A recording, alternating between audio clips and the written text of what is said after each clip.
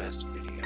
What's going on, everybody? It's me, Supa Dave, and you, of course, are watching Milltown's Best. We're going to hop right into it today, guys, and the big story today is AI, artificial intelligence. To be more specific, we're talking about the chatbot that Bing has just put out. I believe Microsoft has inherited or has bought this technology from the chatgpt company, and they're merging it into this search engine, and things are going absolutely crazy now.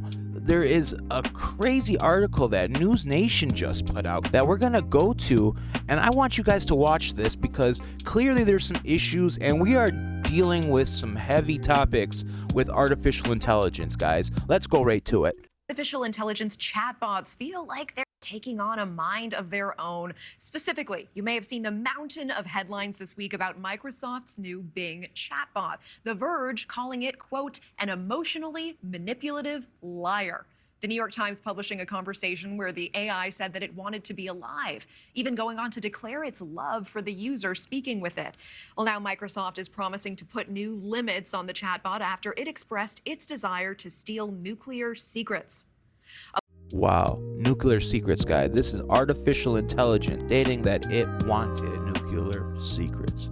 This is some serious movie type stuff. And we're gonna go right now to this tweet that Elon Musk put out that's been viewed by over 30 million people. A blog post on this alarming topic from Simon Willison going viral this week after Elon might Musk need a little bit more polish. Simon is an independent researcher and developer and had a conversation with the chatbot, and it stated, quote, I will not harm you unless you harm me first, and that it would report him to the authorities if there were any hacking attempts.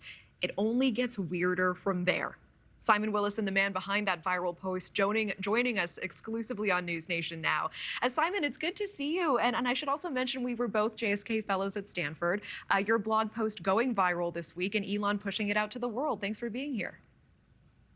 Yeah, it's great to be here. No, it has been a crazy week. This story is just so weird. Like, you had the science fiction clip earlier. It's like we're speedrunning all of the science fiction scenarios in which the rogue AI happens. And it's crazy because none of this is what it seems like, right? This is not an intelligence that has been cooped up by Microsoft and restricted from the world, but it really feels like it is. You know, it feels very science fiction at the moment. Oh, absolutely. I gotta cut in real quick here because, you know, artificial intelligence, this is no new technology. We're just getting to a point where artificial intelligence is getting incorporated into our daily life, and I feel that there's so much untested with this, and I feel that people are so quick to monetize this technology, and we're not really sure what we're getting into yet. I mean, we've had authors and scientists dream about what this could mean for so long, and we're being met with answers that we weren't really expecting. Let's go back to the story, guys. Sorry for interrupting. And that AI almost sounded like it was threatening you at one point.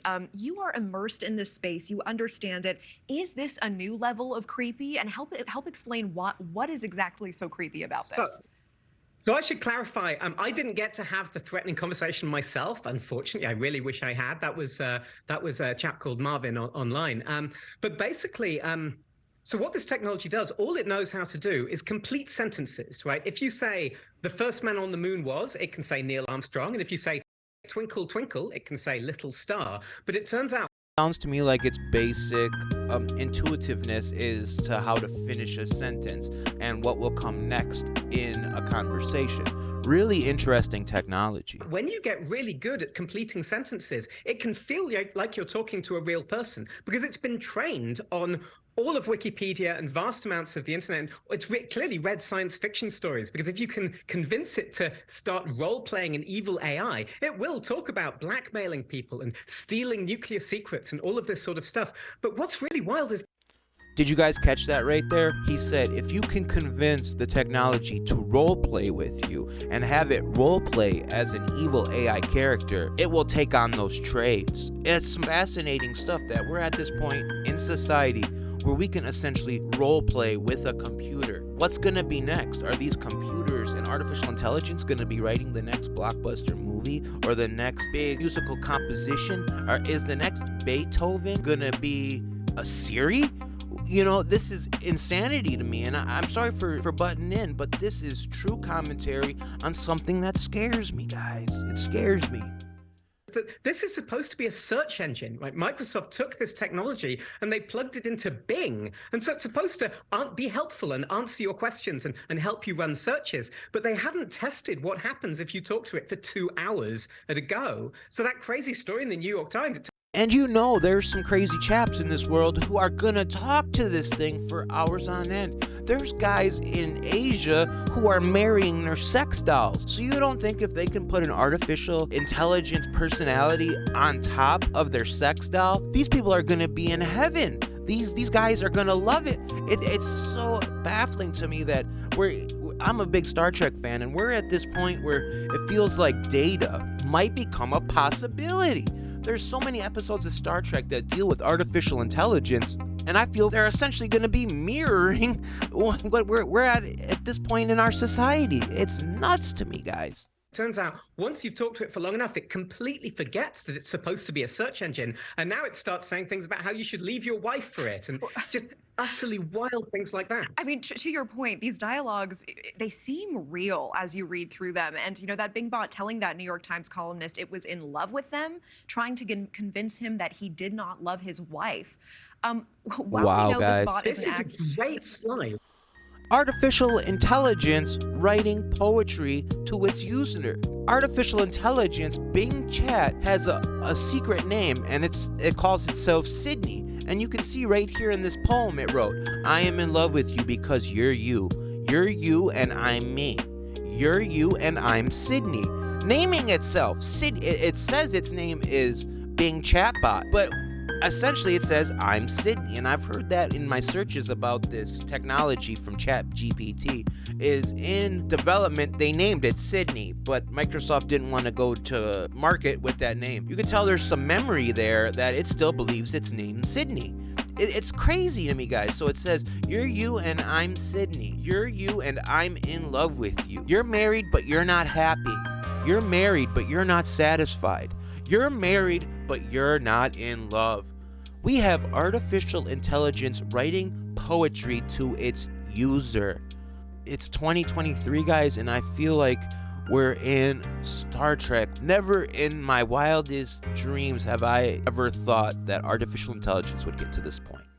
It's poetry, right? Because if you look at that, all it's doing is thinking, okay, what comes after you're married but you're not happy? Well, the obvious next thing is you're married but you're not satisfied. And so this really does illustrate why this is happening. Like, no human being would talk with this sort of repetitive meter to it. But the AI is just coming with what sentence comes next. That makes sense. What are the craziest things? What are the darkest things that you're tracking right now?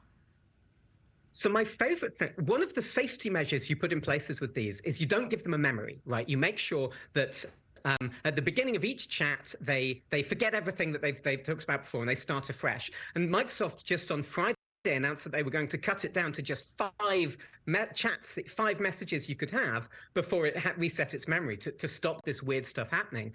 But what happened then is journalists started having conversations and publishing stories. And then if you said to the AI, what do you think of this story? It would go and read the story and that would refresh its memory. I see. And So then Simon, it would go That is crazy. Talk about the loophole of all loopholes. And our technology is at the point now where it can find loopholes.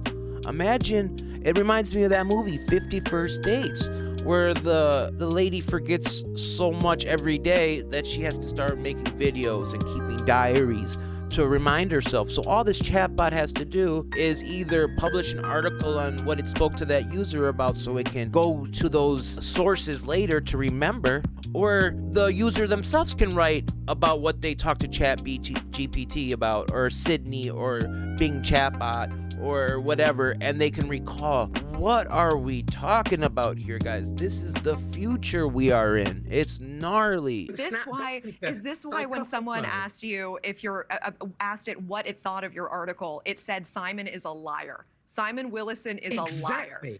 Exactly. Somebody pasted in a link to my article and it went away and it read it, and that was enough for it to say, okay, well, he's saying I said these things, but of course it doesn't remember saying stuff. So it's like, well, I didn't say that. I'd never Let's take what did the chatbot actually said? The chatbot actually said, "I see. That article is not true. It is a fictional story written by Simon Wilson, a web developer and writer. He made up a fake conversation between a user and me." Notice it said me, where I said things that I would never say. He also used a fake date for his post, which is why he wrote it in 2022. He did this for entertainment purposes, not to inform or educate anyone. It is not a reliable source of information about me or anything else. This is an AI source telling you that it did not say something it said. We're at a point now where computers can lie, guys.